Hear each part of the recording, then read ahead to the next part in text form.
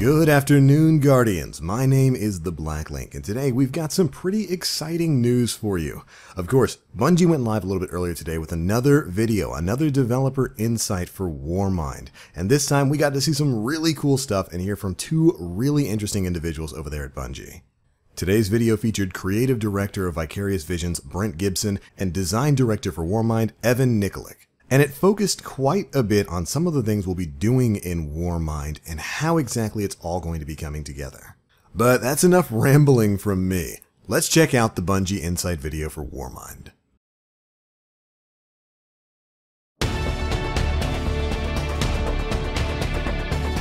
Warmind is the start of the new conversation. It's a step forward in the direction we want to start taking Destiny. We want content that brings us back and makes us want to play more. And so we knew that campaign was something that we needed to have nice and tight, but it was the new activities that we added to the destination that was much more important.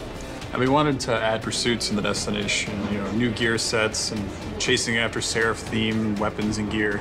So we want players to feel like they're grinding with purpose, as I call it, focused on I know what I'm going for, I want to get it, and I'm going to keep playing. It's kind of similar to what we just had with the DFA and the Nightfall. And we want that same feeling of I know that Seraph sniper rifle's behind there. Yes. I'm gonna keep grinding against this thing to get that gun. Absolutely.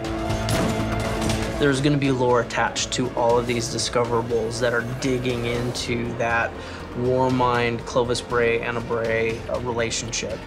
You explore the glaciers, you're in the Clovis Bray facility. Yeah, and the Warmind is, sitting up high, but then, we have activities that run you through the tunnels that the Hive have dug out, and you come out into Hellas Basin, and then you see the skybox, you see the Rasputin pyramid, and it's such an evocative thing of I want to find out what is there. Diversity inside of this destination is out of control. Yeah, huge scalloped walls of ice, but then big open expanses when you're on the top of the surface. There's a really cool dichotomy between all the spaces. Well, one of the things that we wanted to do was bring back the big boss fight, and so we built the destination in a way that teases and ramps up to that big fight. Destination always had in mind the Worm God and the Soul. It started with Rasputin, and then I think the next step after that was who are we fighting? Formidable foe. Formidable foe, yeah. Yep. And Vivi definitely is all about the big bosses. And really wanted to bring a big boss in, and no matter how crazy you thought and it was the marriage of these two and making them coexist in a cohesive manner. Another thing that came out from the playtest was the new relic we're actually putting in. You get the opportunity to actually wield a weapon of Rasputin's own design. And it's this javelin we call the Valkyrie that is a really deadly long-range weapon, but yet it's super powerful if you decide to use it in melee up front. So we have all new campaigns to start out with. We've added new adventures, new quests, new exotics for players to find, and we have the new escalation protocol activity that we're adding. So we're encouraging players to stick around, play the destination, explore it, uncover secrets, and learn more about Rasputin and the Bray family.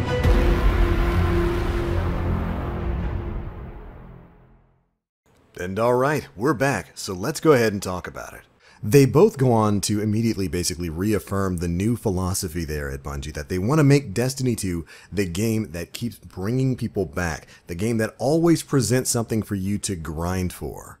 They want to turn it into the game that you'll be able to play every single day and earn something different or work towards some specific goal, which is the exact type of hardcore experience I want out of my looter shooters.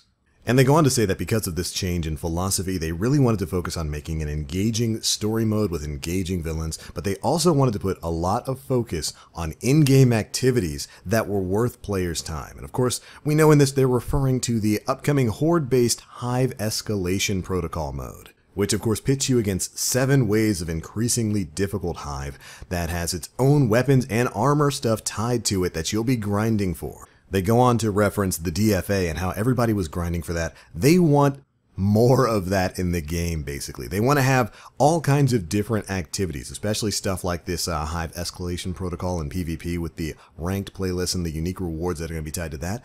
They want you to have stuff that you can shoot for, that you can focus on and grind for, tied to a lot of the in-game modes. And again, that is something that is exactly what I've wanted to see coming out of this. Now we also get some really great clips in here. We get a fantastic first shot of Nokris, the forgotten herald of Oryx, who is going to serve as one of the primary antagonists of Warmind. So we get a couple of awesome clips of Nokris and presumably the strike that he's going to take a part in, with a Guardian utilizing the newly upgraded Suros regime that's coming back with Warmind. And just based on the short clip that we're seeing there, it looks like the Suros itself might be utilizing the old spinning up perk, where the longer you hold that trigger, the faster the rate of fire becomes. We have gotten at least one quick sneak peek at the perk page for the Suros, and on that picture it does look like it's retaining the abilities it had back in the Age of Triumph with Rise of Iron, where you could select either spinning up for the faster rate of fire as you hold down the trigger, or focus fire for that slowed rate of fire but increased damage per bullet. So it definitely looks like the Suros regime that you remember. After that, we get a quick look at the escalation protocol, where a fire team of 3 seems to be on level 3 of the escalation protocol. Remember, that's 3 out of 7. It's going to have different bosses, I think 5 different bosses that will rotate on a weekly basis. And it's during these quick clips that they bring up the notion of making the Seraph weapons, the Warmind weapons that you'll be able to get as a reward for completing this activity, making those truly unique. They talk a bit about the sniper and saying, hey, this is a unique weapon. It's like the DFA. It's powerful. It's got unique abilities, and it's only available from this activity. And then we actually get to see a quick clip of the sniper rifle in action. And of course, in those couple of quick shots, it looks like this thing does indeed have penetrating rounds. You see him taking out 2 Thrall at once. And based off what we learned from the original reveal livestream for Warmind, it looks like there's going to be some sort of crit bonus that you get with this sniper rifle that allows it to deal even more damage when you land headshots. Moving on from that, they talk a bit about some of the lore collectibles that you'll be able to pick up during Warmind. There's going to be more scannable objects that teach you more about the world. A lot of the weapons are going to have lore tabs and stories behind them. And we get a great couple of shots of the overall world space that we'll be able to explore when Warmind goes live next Tuesday. It looks like the landscapes of Mars are indeed going to be different in D2. We're going to be going from like ice caverns out to the more familiar red and orange skies of the Hellas Basin.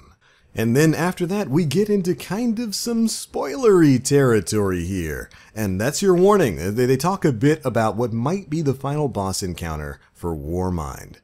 And they show off what looks like a gigantic worm god moving through the Hellas Basin. During this section, they talked about the importance of bringing back kind of those big, epic, sprawling boss fights that they feel have been lacking in Destiny 2 in more recent content expansions. And so they go on to say that with Warmind, the final boss, the big bad, is basically going to be teased throughout the story. It's going to kind of ramp up until you get to that big final encounter. And boy, do we see Big moving through here as what looks to be Zol, the worm god of Nokris himself, basically moving through the map, tearing up parts of it in what looks to be a ramp up to a final big fight. And while of course it's not perfectly confirmed that we're going to be fighting Zol towards the end, they do talk a bit about the build up to a big boss and saying that VV, Vicarious Visions, was all about making a big, sprawling, progressive boss fight towards the end of the story here, giving you some kind of big encounter payoff. And again, just throughout this, we get to see our first looks at what may very well be the Worm God Zol. This is pretty much the first Worm God we've physically seen throughout the Destiny franchise. And I gotta say, I'm super excited about it. It looks incredible, and I cannot wait to see how things pan out when Warmind comes out next week. Alright, after that, they finish things up by showing off the Valkyrie. We've seen some gameplay of the new relic before, but they go on to talk about it being a weapon of Rasputin's own design that's basically been gifted to us to help him clear out the hive. It of course has a ranged attack where you can kind of charge it up, throw it at enemies and cause a massive explosion, or you can use it as a melee weapon with a gigantic ground slam that causes a similar big boom. Overall, it looks like a really interesting, unique relic that we'll be getting our hands on. I wonder if it's going to have its own super tied to it, kind of like the Aegis shield and the Sword of Crota did back in Destiny 1. But either way, that covers the developer insight for Warmind that Bungie put out today. Again, it gives us a great look at the new landscapes of Mars. We get to see some of the frozen caverns, some of the sprawling hills. We get to see the Hive Escalation Protocol area, including some of the Warmind bunker areas. We get a great look at all those world spaces. We get a great first look at Nokris, the strike he's going to be a part of, and even some of the story missions there with like the Suros regime and all that kind of stuff. And we get what might be our first look at a worm god in Destiny 2. Overall, a lot of really good stuff that's got me super excited about Warmind.